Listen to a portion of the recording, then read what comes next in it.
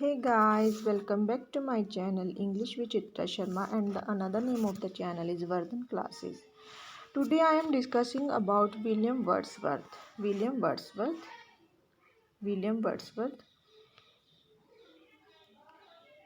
If I talk about his time, then his time is 7th April 1770. This is the life span of William Wordsworth. देखो 1717 में हुए थे and from 1770 to 1770 to 23rd April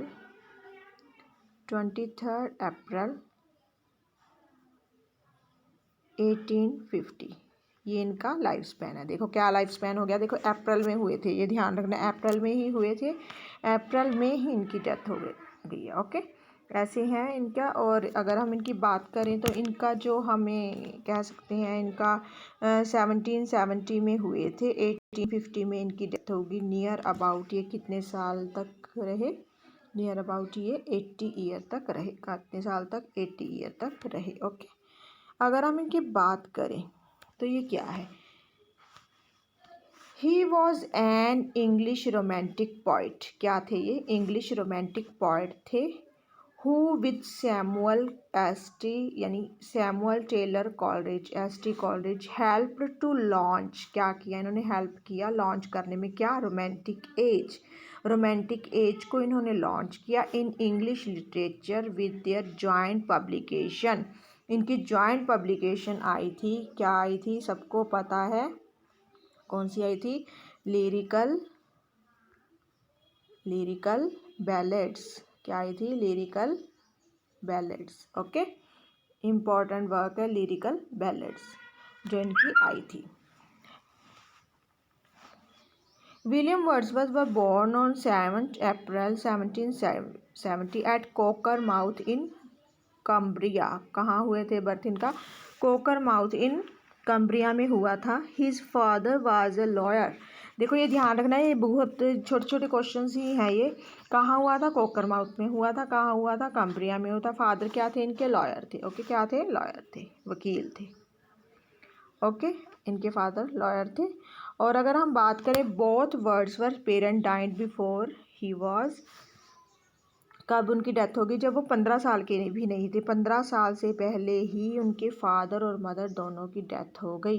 and he and his 4 siblings, और उनके 4 भाई बहन, were in the left in the care of different relatives. अब देखो, जिनके पेरेंट्स की डेथ हो जाती है तो उनको अलग अलग रिश्तेदार ही पालते हैं. डिफरेंट रिलेटिव्स ही ने ही उनको पाला. Poet William Wordsworth was born on April 7, 1770 in Cockermouth. Poet William Wordsworth का बर्थ कब हुआ था? कोकरमाउथ में, Cumberland, England. William Wordsworth mother died when he was 7. जब विलियम वर्ड्सवर्थ की बर्थ हुआ था और उसके बाद उनके जब वो 7 साल के हुए तो उनके मदर की डेथ हो गई. And he was an orphanage at 13, और वो अनाथ हो गए.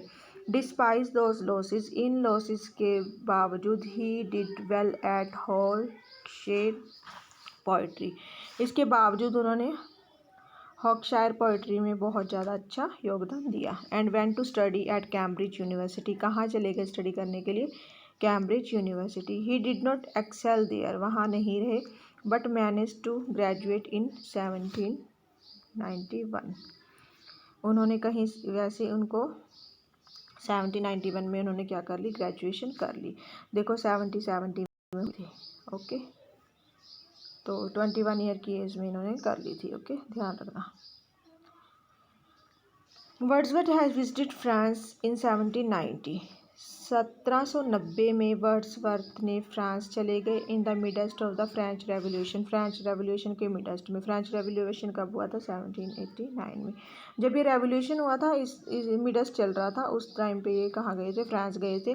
And was a supporter of new government Republican ideas. और जो नई सरकार के रिपब्लिकन आइडियाज़ थे उनके वो क्या थे? सपोर्टर थे. On a return trip to France the next year जब ये फ्रांस से आ रहे थे he fell in love with Annette Vallon. देखो ये इनकी लवर थी, कहा जाता है ना इनकी लूसी पोइम्स वगैरह के बारे में, इसकी इनकी एक बेटी थी, शायद वही इसको रेफरेंस कर रहे हैं, पर कोई पक्का सबूत नहीं है इसलिए माना नहीं जाता, पर ये कहा जाता है भी लूसी इसने अपनी बेटी को ही एड्रेस किया है जो इनसे एनेटे वेलन से हुई थी, एनेटे वेलन हु बिकेम प्रेगनेंट, जो प्रेगनेंट हो गई थी। However the declaration of war between England and France in 1793, पर 1793 में जो डिक्लेरेशन हो गई थी वार की, भी युद्ध होगा किसमें, इंग्लैंड और फ्रांस के बीच में, तो इस चीज़ ने उन्हें सेपरेट कर दिया। Left adrift and without income in England, इस तरह ये क्या करे, विदाउट इनकम के ही आ गए थे। Wordsworth was influenced by radicals such as William Godwin young poet. Radicals Wordsworth जो विलियम गॉडविन थे ना, उन यंग पोइट थे, उनके रेडिकल्स वगैरह से इन्फ्लुएंस थे। William Godwin you know about, father of Mary Shelley और husband of Mary Wollstonecraft. After returning to England आने के बाद Wordsworth starting living a very unhappy and unsettled life for a couple of year, का एक near about 2 साल के करीब उन्होंने अनहैप्पी अनसेटल्ड लाइफ जी। Poems like guilt and sorrow the borderers written in the period between 1792 and 97। अब इसको आप रिलेट कर सकते हैं, अब मैं बताती हूँ आपको। देखो वहाँ गए ये एनेटे से प्यार करने लगे, ओके, वहाँ क्या हुआ, इनको आना पड़ गया, वापस बैक आई, तो इन्होंने वो उसकी याद में रहे, 2 साल तक घूमते रहे फिरते रहे ऐसे, फिर उन्होंने पोइम लिख दी गिल्ट, यानी उनको अपनी गिल्ट का एहसास हो रहा था, गिल्ट भी थी एंड क्या था उनको, गिल्ट के साथ साथ क्या था उनको, सोरो भी था, दुख भी था, ये लिख दी इन्होंने, ठीक है। अब ये लिख दी, अब उसके बाद क्या हुआ, उन्होंने एक लिखी द बॉर्डर्स। अब ये बॉर्डर्स जो इन्होंने लिख दी, तो बॉर्डर्स इन्होंने लिखी, क्यों लिखे, देखो ये भी इसके साथ रिलेट कर सकते हैं। जब इनको आना पड़ा तो क्यों आना पड़ा, क्योंकि युद्ध की बात हो रही थी किसमें, इंग्लैंड एंड फ्रांस के बीच में, इंग्लैंड वर्सेस फ्रांस। अब जब युद्ध की बात हो ही रही है तो क्या हो जाएगा, बॉर्डर ही बन जाएंगे, okay. I think understand you. Written between 1792 to 1797, okay, this is the time period, okay। Reflect the poets torture state of mind, इसमें पोएट की जो स्टेट ऑफ माइंड है उसको दिखाया गया है। This gloomy mental state was attributed to his sense of growing injustice that he witnessed in the society, ये society में जो इनजस्टिस चल रहा था, ये सारा ग्लूमी मेंटल डिप्रेशन हो गया, इसने एट्रीब्यूट किया है उसने किस में, पोएम में, गिल्ट एंड सोरो में। Is distinctively morbid attack upon the social order of that time, उस टाइम पे जो सोशल ऑर्डर्स चल रहे थे, सोशल कन्वेंशंस चल रही थी, उसको उन्होंने क्या दिखाया गया है। The borders can be read as a tragedy, जो बॉर्डर्स है इसको क्या है, ट्रेजिडी के तौर पे पढ़ सकते हैं। And it deals with some problem of criminal psychology, और ये क्रिमिनल साइकोलॉजी को क्या दिखा रही है। The poem also marks the, poem में क्या दिखाएगा, traces of the earliest inclination of Wordsworth toward the discussion of nature and man, इसमें फिर उन्होंने इसमें यह भी दिखाया गया है, traces the earliest inclination of Wordsworth के इंक्लिनेशन दिखाए गए किसके प्रति, डिस्कशन ऑफ नेचर और मैन के प्रति। The ruined cottage is regarded as the most important point of this period, इस पीरियड की सबसे इम्पोर्टेंट पोएम है कौन सी है, the ruined cottage. It is a poem of poverty, sorrow, death, where the poet is able to maintain an objective distance from the object of his concern। इसमें main जो subject कौन सा लिया गया है, द रूइंड कॉटेज में कौन सा सब्जेक्ट लिया गया, पावर्टी, गरीबी, सोरो, डेथ, इन सबको लिया गया है।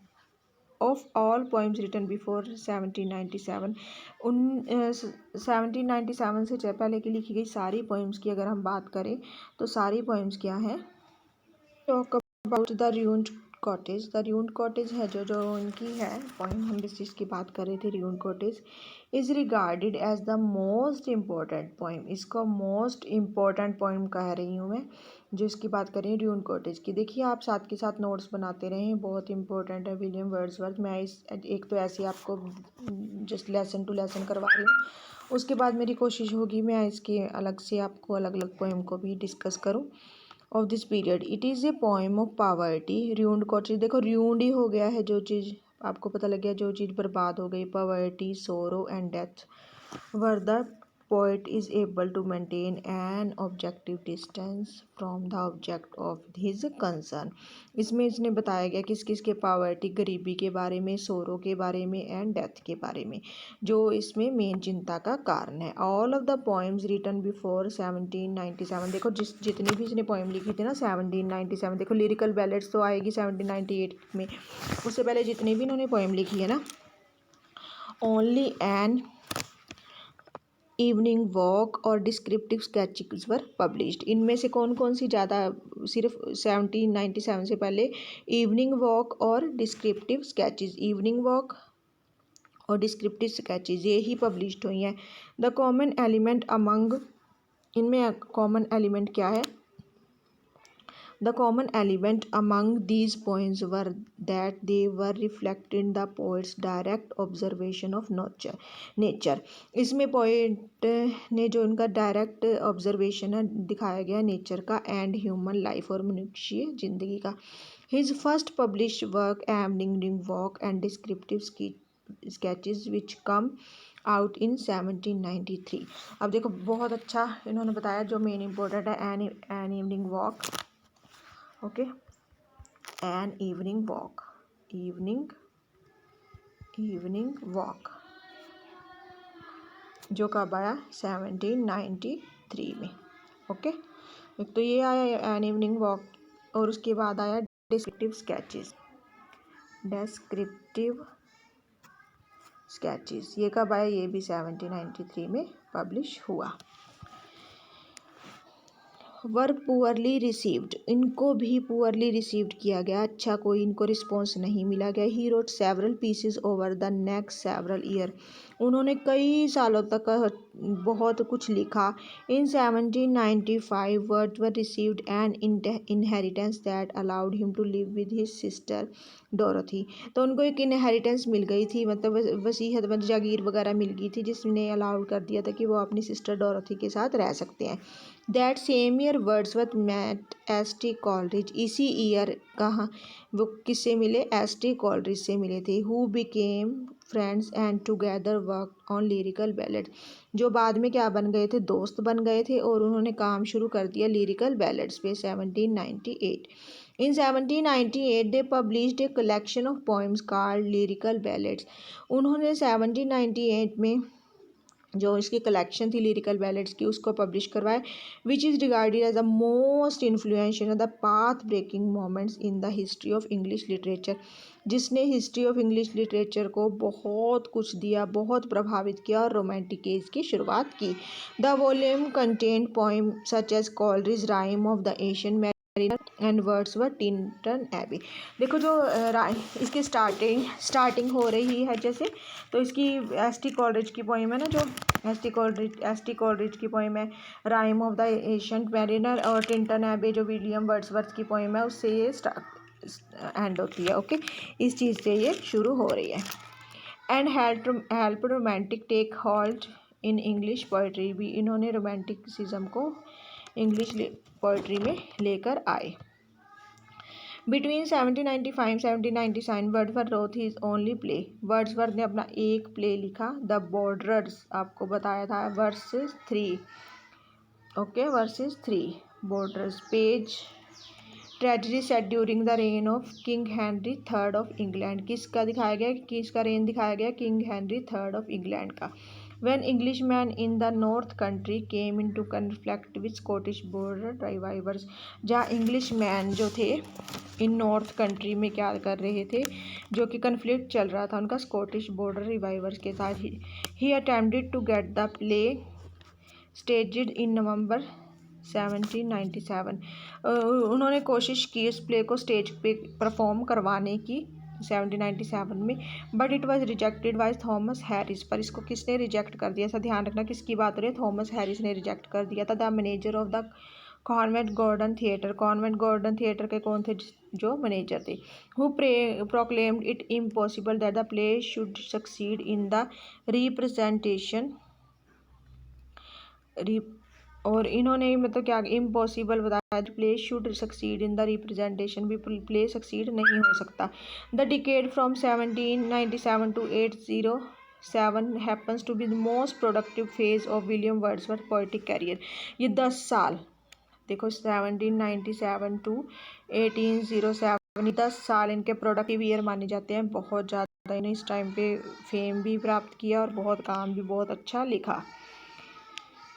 Wordsworth poetic career in the autumn of 17 autumn की बात है, autumn of 1798 lyrical ballads were published, lyrical ballad published हुई है। The publication of this volume contain poem, इसमें इस पोएम में contain poems by Wordsworth and Coleridge is regarded as a path breaking moment in the history of English literature. एक रास्ता मिल गया history of English literature में romanticism को। This collection including some parts of his earlier composition among with a few delighted lyricals like I hear the thousand branded notes. इसमें पहले भी कुछ उन्होंने कुछ पार्ट्स पहले वाले लिए और कुछ और भी डिलाइटेड फुल लिरिक्स लिए हैं, जैसे कि I hear the thousand blending notes, I hear a thousand blending notes, it is the first mild day of March, ये लिया एक तो expostulation and reply and the most celebrated long poem called lines written in a few miles above Tintern एल। However, the collection also including, as the title suggests, a few ballads too. इसमें कुछ ballads भी ले गए। The language in the poem is simple. जो language है इस poem की वो है simple है बिल्कुल। Talk about the language is these poems is simple. ये language ली गई थी, बहुत simple ली गई थी।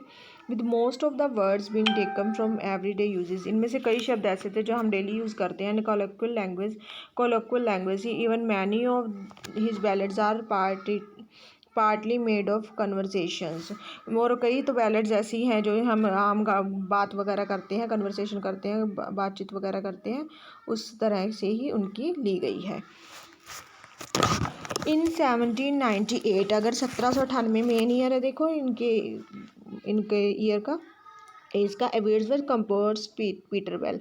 वर्ड्सवर्थ ने कौन सी कंपोज की? पीटर बेल कंपोज की a rival and reply to Coleridge ancient mariner. ये क्या थी? एक रिप्लाई थी जो एस.टी. कॉलरिज ने क्या लिखी थी? एशियन मैरिनर लिखी थी, बट पब्लिश्ड, पर जो पब्लिश्ड है ये लॉन्ग आफ्टर 2 डेकेड्स, पर कम से कम 2 डेकेड्स के बाद ये पब्लिश हुई। कब? 1819 में। देखो लिखी कब थी और कब पब्लिश हुई। Okay, this poem tells the story of Peter Bell. इसमें जो पोएम है एक पीटर बेल की कहानी बता रही है। ए हार्डन रफियन, जो क्या है? एक हार्डन रफियन है, who is frighten into becoming a good and honest man, जो कि हु इज़ फ्राइटन डर रहा है इनटू बिकमिंग एक गुड और ऑनेस्ट मैन बनने में, by a process of purely narrative visitations, जो कि purely narrative visitation natural visitations की प्रोसेस से बनना चाहता है। The poem can be treated as a study of human psychology. इसमें इस पोएम में क्या दिखाया गया? ह्यूमन साइकोलॉजी को दिखाया गया है। When the poem tries to maintain this thesis that nature is capable of influencing for good even or of the most rebellious and the insensitive children, ये पोएम क्या ट्रीटेड कर रही है कि स्टडी ऑफ ह्यूमन साइकोलॉजी को दिखा रही है। When the poem tries to maintain this thesis, जब वो पोएम क्या ट्राई करने की कोशिश कर रही है कि नेचर कैपेबल है of influencing for good, influence प्रभावित करने के लिए अच्छे, and even the one of the most rebellious, जो कि बहुत ज़्यादा मोस्ट रेबेलियस भी और इनसेंसिटिव चिल्ड्रन को भी इन्फ्लुएंस करने में, प्रभावित करने में मदद कर सकती है। अमंग हिज अर्ली लिरिक्स, अपने पहले वाले लिरिक्स में the Lucy poems are regarded the most famous. Wordsworth composed most of them in 1799 during his stay with sister in Germany. इनकी सबसे ज़्यादा इंपॉर्टेंट पोएम्स देखो लूसी मानी जाती है, हमने भी पढ़ी है लूसी ग्रे, है ना, पढ़ी है ना, वो सभी जानते होंगे। ये मोस्ट इंपॉर्टेंट पोइम, और ये कई कलेक्शंस है लूसी पोइम्स की। ये इन्होंने कब लिखी थी, जो अभी 1799 में ड्यूरिंग ही स्टे कर रहे थे सिस्टर के साथ जर्मनी में। After the publication of lyrical ballads के पब्लिकेशन के बाद Wordsworth and Dorothy move to Hamburg. कहाँ चले गए थे, Hamburg, with the hope of learning German. किस लिए गए थे, वो जर्मन पढ़ना चाहते थे। ड्यूरिंग दिस डेज, उस टाइम पे Wordsworth compose some of his well known poems. उस टाइम पे वर्ड्सवर्थ कुछ अच्छी पोइम्स की कंपोजिशन कर रहे थे, like Lucy Grey, Ruth nutting, the poets epigraph etcetera. The prelude his long autobiographical poem was also started there. जो prelude लिखी थी ना, जो 1850 में आई थी, ध्यान रखो, ये उन्होंने वही स्टार्ट की थी।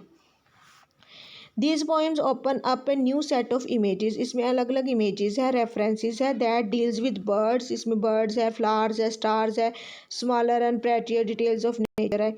These poems though not regarded as nature poem, इनको हम बेशक ज़्यादा नेचर पोइम नहीं कह सकते, like some of his later poem, जो पहले वाली पोइम से। मोटिवेट द पोइट्स, जो कि पोइट को बहुत ज़्यादा मोटिवेट करती है। Journey towards a deeper engagement with the word of nature that result in his later work, जो कि नेचर के प्रति इनकी ज़्यादा एंगेजमेंट इनकी लेटर पोइम में देखी जा सकती है, जैसे कि डेजी में, डैफोडिल्स में, कोको में, द कैलेंडाइन में। The Prelude is one of the most celebrated poem है, वह स्टार्टेड इन 1799 में स्टार्ट की गई थी। Some passages like there was a boy and nothing had already been published along with the lyrical ballads. कई जो इसके पैसेज थे, जैसे क्या था, there was a boy nothing, ये पहले ही जो लिरिकल बैलेट्स के पब्लिकेशन के साथ ही पब्लिश कर दिए गए थे, along with their was a boy and A nutting, ये पब्लिश कर दिए गए थे। Before the first version of it got completed in 1805। देखो इसका फर्स्ट वर्जन कब आया था, 1805 में आया था। However the poem was published after his death in 1850। पर ये जो पोएम थी ना, आफ्टर इसकी डेथ पब्लिश की गई थी, कब की गई थी, 1850 में। किसने की थी, देखो इनकी वाइफ ने की थी, ये ध्यान रखना। As the subtitle of the poem the growth of poet's mind, इसका सब टाइटल क्या रखा था, the growth of poet's mind. Suggest the poem can be treated as the mind of subjective autobiography of the poet. इसमें poet की autobiography को दिखाया गया है। ओके ये इन्होंने दिखाया गया, ये मैं सारा मैरी हचिंसन ने किया था, जो इनकी वाइफ थी उन्होंने किया था, और हम इसको discuss in this poem. If we talk about the subtitle of the poem, जिसका सब टाइटल क्या है, the growth of poet's mind. क्या है subtitle, the growth of poet's mind, ये सब टाइटल है। Suggest that the poem can be treated as a kind of subjective biography of the poem. ये क्या suggest कर रहा है, ये पोएम है एक ऐसी प्रकार है जिसमें ऑटोबायोग्राफी है, किसकी, पोइट की। In December 1799 they return to the Dove cottage in lake district in order to live there permanently. अब दिसंबर में 1799 में देखो वहाँ पर रह रहे थे पहले ये हैम्बर्ग में, फिर उसके बाद ये वापस आ गए, डव कॉटेज में आ गए, ये लेक डिस्ट्रिक्ट में रहते थे वहाँ पे परमानेंटली रहने के लिए। And these days they followed the spent happily, वो अच्छे से रह रहे थे, खुश रहे थे। In 1802 he married his cousin Mary Hutchinson. इन्होंने 1802 में किससे मैरिज की, अपने कज़न है Mary Hutchinson. The year at Dove cottage was the most fruitful period in his career. इनके करियर की अगर बात करें, द डव कॉटेज का जो पीरियड था बहुत फ्रूटफुल था। And here he compose greater part of the prelude, जहाँ पर उन्होंने ग्रेटर पार्ट प्रल्यूड का कंपोज किया। The first series of the sonnet dedicated to his liberty and the some of he finest lyric. जो first series है ना इसके sonnets की, वो किसको डेडिकेट है, लिबर्टी को और फाइनेस्ट लिरिक्स को। While working on the prelude Wordsworth produced other poems like as Lucy. जब वो प्रिल्यूड पर वर्क कर रहे थे तो उन्होंने अनदर पोएम भी लिखी, जैसे Lucy. He also wrote a preface for the second edition of lyrical ballad. उन्होंने जो लिरिकल बैलेड का सेकेंड एडिशन आया था ना, उसके लिए क्या किया था, प्रीफेस भी लिखा था। It describe his poetry as being inspired by powerful emotion. इन्होंने इसमें क्या दिखाया गया है, जो पोइट्री है वो किससे इंस्पायर है, पावरफुल इमोशंस से। And would come to be seen as the declaration of romantic principles, और जिसको क्या समझ सकते हैं हम, डेक्लेरेशन समझ सकते हैं रोमांटिक प्रिंसिपल्स के। Wordsworth also gives his famous definition of poetry. उन्होंने देखो वर्ड्सवर्थ की बहुत इंपॉर्टेंट डेफिनेशन है, poetry is the spontaneous overflow definition. Okay powerful feelings ये दिखाया की है, बहुत इंपॉर्टेंट है। इन्होंने इसी में ही लिखी थी। seem to be declaration of romantic principle. Wordsworth also gave his famous definition भी दी थी, the spontaneous overflow of powerful feelings. It takes its origin from emotion recollected in tranquility and calls his own poems in the book experimental. और इन्होंने अपनी book में अपनी poems को experimental कहा. A fourth and the final edition of lyrical ballads was published in 1805. जो fourth और final था जो एडिशन लिरिकल बैलेट्स का, वो 1805 में आया. इन 1805 ए temporary full or fighting between England and France meant that the Words were able to see Welland and their daughter.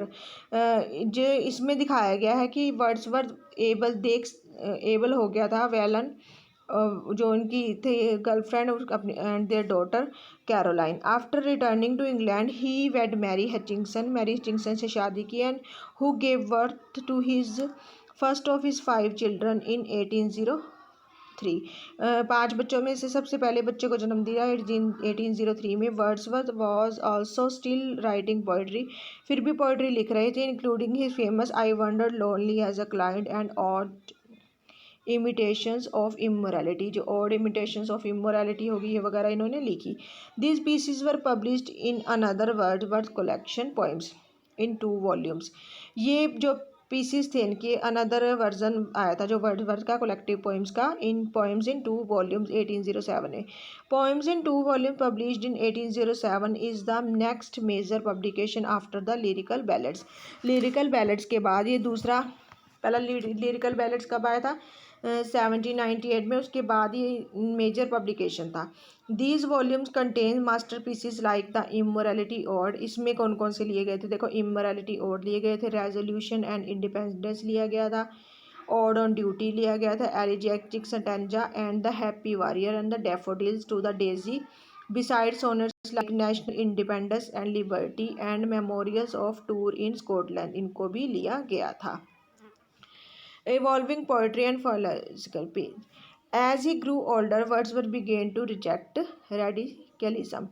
जब ये बड़े हुए तो उन्होंने एबल हो गए किसको रिजेक्ट करने में, रेडिकलिज्म को. ओके, इनको एबल हो गए थे रिजेक्ट करने में. As he grew older, जब ये ओल्डर हुए, Wordsworth began to reject radicalism. Wordsworth ने रेडिकलिज्म को रिजेक्ट करना शुरू कर दिया. In 1830 he was named as the distributor of stamps and moved his family to new home in the Lake District. 1813 में ही वॉज नेम्ड, उनको नेम किया गया as a distributor of stamps के डिस्ट्रीब्यूशन में, and moved his family to a new home in lake District, और new home चले गए. By 1818 Wordsworth gave an ardent supporter of the mourn the death of 2 his children in 1812. और जो 18 की बात है अभी लेक डिस्ट्रिक्ट में चले गए. उसके बाद सपोर्टर हो गए, ardent supporter of the name district मोन, वो सपोर्टर हो गए. उसके बाद फर्स्ट सेक और उनकी 2 बच्चों की डेथ हो गई थी जो कि चिल्ड्रन की 1812. He had reached A zenith of creativity between 1798 to 17. तो देखो वो अब क्या हो गए थे, ये काफ़ी आई थिंक, तो इसमें क्या बताया गया है, लेक डिस्ट्रिक्ट में रहने लग गए थे. Wordsworth was an ardent supporter of conservative Tories. जो वर्ड थे ना वो सपोर्टर थे कंजर्वेटिव टॉरीज के. Though Wordsworth continued to produce poetry, फिर भी वर्ड्सवर्थ पोइट्री प्रोड्यूस करते रहे, इंक्लूडिंग मूविंग वर्क वगैरह करते रहे. और उसके बाद क्या हुआ, mourned that death of 2 his children in 1812. उनकी बच्चों की डेथ हो गई थी 1812 में. He had reached zenith of creativity between 17, देखो इनका क्रिएटिव पीरियड मैंने आपको पहले भी 10 ईयर डिकेड बताया था, 1798 to 1807. It was his early work that cemented that reputation of an acclaimed literary figure, इनको बहुत अच्छा रेपुटेशन मिल गया था। After 1807 there can be seen a gradual decline in Wordsworth poetic career, अगर बात करें तो उनके डिक्लाइन दिखने लग गया था 1807 में। The excursion published in 1814 is a notable work in two books composed between 1809 and 1813। देखो जो एक्सकर्जन आई थी ना इनकी, पब्लिश्ड हुई थी 1814 में, वो भी नोटेबल वर्क है। टू बुक्स कंपोज्ड है उसमें, 1809 और 1813। टुवार्ड्स द एंड ऑफ 1814, जब 1814 में एंड होता है जो बुक का, Wordsworth compose two remarkable poems, Wordsworth ने टू रिमार्केबल पोइम्स लिखी थी, Dion and Laodamia, in new stylish inspiration by his reading of Virgil, जो किससे इंस्पायर थी, बहुत ज़्यादा इनकी रीडिंग की थी उन्होंने वर्जिल की। His decline became clearly visible after 1814, इनका अगर गिरावट देखनी है तो हम 1814 में देख सकते हैं, but is still continuing writing, पर वो फिर भी लिखते रहे। The next few including chiefly the memories of his tours and different sonnets, जो अगली आती रही तो उनके जो जो टूर थे, उनकी मेमोरियल्स थे, उनके जो उनकी यात्रा वृत्तांत अगर हम हिंदी में कह दें तो डिफरेंट सोनेट्स हैं। In 1890 he the Peter Bell and the Waggoner in 1820, जो पीटर बेल की मैंने पहले बात की थी, एशियन मैरिनर के मतलब उसके रिस्पॉन्स में लिखी तो देखो उन्होंने 1797 में थी, पर ये पब्लिश हुई थी 1819 में। द वैगनर 1820 में। The river Duddon and the miscellaneous poems, ये भी इन्होंने लिखी थी। Though a further decline of his poetic powers could be witness in the poem written in 1822, इनका डिक्लाइन देख सकते हैं जो इन्होंने पोएम लिखी थी 1822 में, such as the ecclesiastic sonnets and the memorials of a tour on the continent. There are the moments when the old poetic powers asserted itself in the poem composed on an evening of extraordinary splendor and beauty। यहाँ declaration इनकी declining दिखा रहे हैं हमारे। composed on an evening of extraordinary splendor and beauty, though many of his best sonnets come from the late period, कई अच्छी period में भी आए थे इनके sonnets. From evening volunteers 1835 when the old greatness flashes out, जो कि old greatness थी बाहर फ्लैशेस आउट दिखाई गए, but after 1835 he publish nothing new, इन्होंने कुछ भी नथिंग न्यू नहीं लिखा था। डेथ जो थी इनका अब एज के साथ साथ देखो हर एक की पोएम में दिख जाता है, फ़र्क हो जाता है। अगर डेथ की बात करें तो इनकी डेथ हो जाती है 1850 में। डेथ से पहले after Robert Southey's death, Robert Southey की डेथ हो जाती है 1843 में। तो इनको ही appointed the poet laureate in the year, इस टाइम पे ये क्या कर जाते हैं, पोएट लॉरिएट बन जाते हैं। अगर हम बात करें पोएट लॉरिएट बन जाते हैं ये। अगर हम नेक्स्ट इनकी बात करें after Robert Southey 1843, the last few days of the poet's life were spent in the absolute tranquility, जो लास्ट जो टाइम है ना इनका ट्रैंक्विलिटी में गया। Being caught by a cold and had to spend a few weeks in passive, मतलब cold वगैरह में दिखाया गया है, ठंड में रहे, and to spend a few weeks in passive tranquility में रहे, and he drew his last breath on 23 April 1850, उन्होंने अपना लास्ट जो ब्रेथ लिया था, सांस लिया था 1850 में लिया था। फॉलोइंग हिज विश, इनकी फॉलोइंग हिज विश थी he was buried in the churchyard at Grasmere, कहाँ बरीड किया जाए इनको, चर्च यार्ड